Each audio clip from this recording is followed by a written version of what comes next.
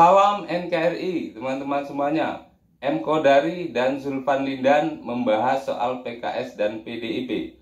Jika keduanya menjadi oposisi dari pemerintahan Prabowo Gibran nanti, maka mereka akan sulit untuk saling bekerja sama.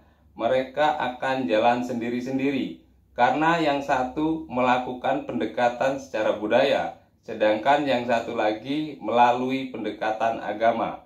Intinya PKS dan PDIP memiliki ideologi yang jauh berbeda. Itulah salah satu faktor mengapa mereka sangat sulit untuk bekerja sama. Ibarat kutub utara dan kutub selatan, dari ujung ke ujungnya itu sangat jauh untuk saling bertemu. Nah, kalau begitu mari kita saksikan dulu obrolan mereka.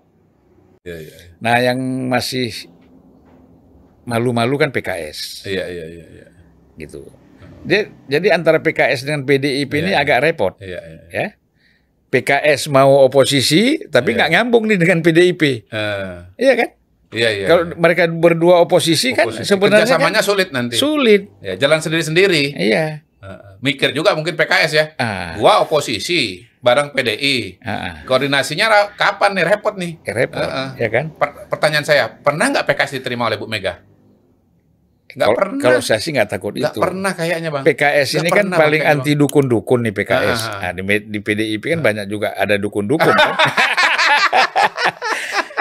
Dukun itu tidak negatif loh. Iya. Kan ini semuanya pendekatan rohani, spiritual pendekatan kan. kultural lah, minimal satu ya, dengan Bang, ya? pendekatan agama, satu dengan pendekatan tradisional yang orang sebut pendekatan budaya lah. Orang sebut dukun lah macam-macam. Jadi nggak ada masalah sebenarnya. Tapi itu agak sulit itu. Sulit, menurut saya sih bukan agak sulit banget. Sulit. Kalau dengan PKB, PDIP itu malah lebih mudah. Gini Bang, dalam spektrum politik Indonesia kalau disederhanakan, ujung kanan itu adalah Islam, kiri itu adalah nasionalis. Maka PKS dan PDI ini adalah ujungnya ujung. Satu kiri jauh, satu kanan jauh, Bang. Satu kiri jauh, satu kanan jauh gitu. Jadi ujung ke ujungan tuh memang paling susah ketemu karena jarak psikologisnya tuh jauh banget. Utara selatan ya. Iya. Barat timur. Iya. Jauh sekali itu. Jadi memang buat PKS pun kalau dia mau oposisi, ketika teman oposisinya PDI Perjuangan, dia juga nggak terlalu nyaman-nyaman banget. Mungkin dia akan lebih merasa feel at home kalau gabung dalam pemerintahan. Ya. Setidaknya dengan Pak Prabowo kan kawan lama, Bang. Satu itu. Buat PDIP menurut saya secara politik ya, kalau dia tidak gabung dalam pemerintahan, dia semakin menurun. Dalam pemilu yang akan datang lebih parah lagi. Karena begini. Oh enggak dong, Bang. Oh kenapa? Abang dulu. Ya kalau dia oposisi kan.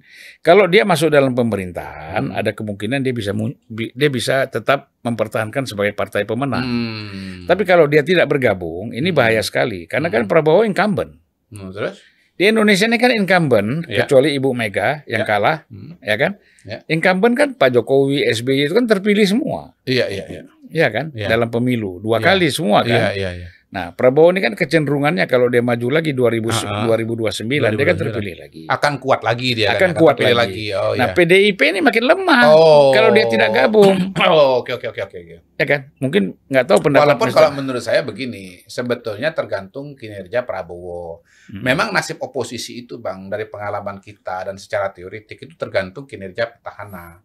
Kalau petahananya bagus, dia cenderungnya menurun karena kolam suaranya mengecil. Tapi kalau pertahanannya buruk, dia justru bisa membesar karena kolam yang tidak puas itu akan lari ke dia. Gitu. Tetapi kalau PDI Perjuangan ini dia menjadi oposisi sendiri, kalau hemat saya suaranya bisa bertahan sih sebetulnya. Karena apa? Karena nanti dia akan jadi satu-satunya outlet bagi mereka yang tidak puas kepada petahana atau kepada pemerintah, Bang. Gitu. Jadi sebetulnya sih buat PDI Perjuangan menjadi bagian dari oposisi itu opportunity-nya untuk bisa mendapatkan suara juga sebetulnya besar.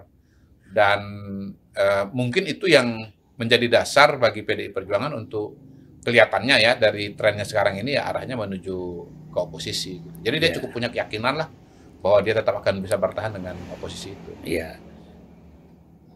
Tapi Ya kita mengharapkan dia bergabung lah ya, karena kita kan bukan parlementer nih, kita kan presidensial kan. Jadi. Tapi siapa dong berarti bang oposisinya bang? Nggak usah lah oposisi.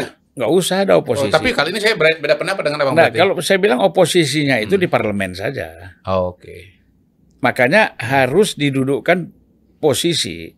Parlemen itu harus bisa mengkritisi. Jadi walaupun koalisinya Indonesia Maju, kan nggak mungkin mereka juga bisa ditinggalin rakyat loh. Kalau keputusan-keputusan antara pemerintah dengan DPR merugikan, rakyat kan akan menilai, ini koalisi ini nggak benar nih. Nah, jadi kalau saya melihat bahwa ya seperti sebagaimana yang terjadi selama ini, justru kan yang pikiran korektif dan oposan terhadap keputusan-keputusan pemerintah itu kan bukan koalisi di luar pemerintah, justru ada dalam koalisi pemerintah sendiri, gitu, mengkritisi keputusan-keputusan atau kebijakan-kebijakan, gitu kan.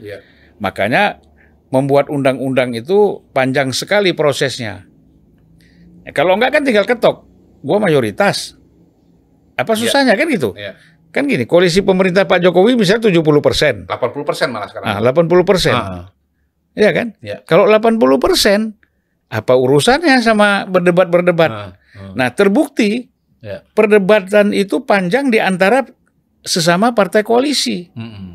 Kalau kita anggap oposisi kan di situ. Nah, begitulah obrolan M. Kodari dan Zulfan Lindan yang dapat mencerahkan kita semua. Bagaimana menurut teman-teman semuanya? Terima kasih sudah menonton. Salam NKRI. Hurrah!